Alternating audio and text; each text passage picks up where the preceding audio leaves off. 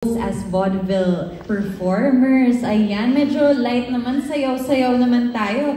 Can you recall a certain moment while taping these scenes that you won't forget? Kamusta ang pagiging vaudeville ng mananayaw?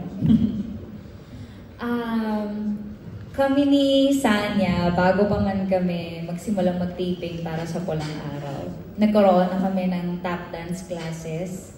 Dahil ako po ay first time ko pong sasayaw ng tap dance. Kung hindi ako nagkakamali, pati si Sanya, parehas kami. Kaya minsan kapag nagre-rehearse kami na may music, tapos magtitingin na kami, tama pa ba yung ginagawa natin?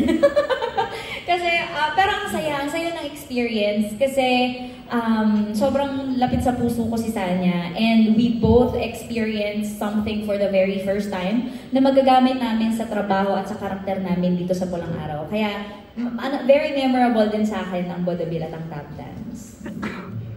Para sa akin naman po, nung umpisa talaga namin, maganda rin po na nangyari na buti na lang si Barbie Fortesa talaga yung kasama ko. Napakahusay.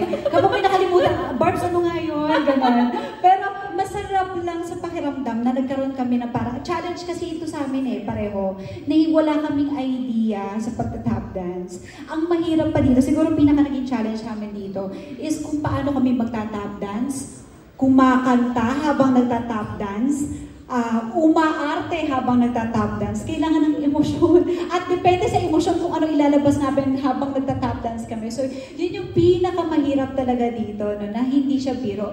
At first, akala namin ang bilis lang ng tap dance, parang paa-paa lang. Na-realize namin, mas mabilis mag-hip-hop.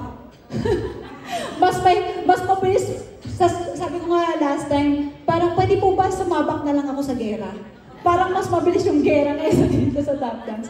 Ganun yung feeling. Pero masarap sa pakiramdam na meron kaming bagong natutunan para dito sa show na ito. So yun po. Grabe, nag-perform kayo sa loob ng performance. Parang doble-doble perform inside the...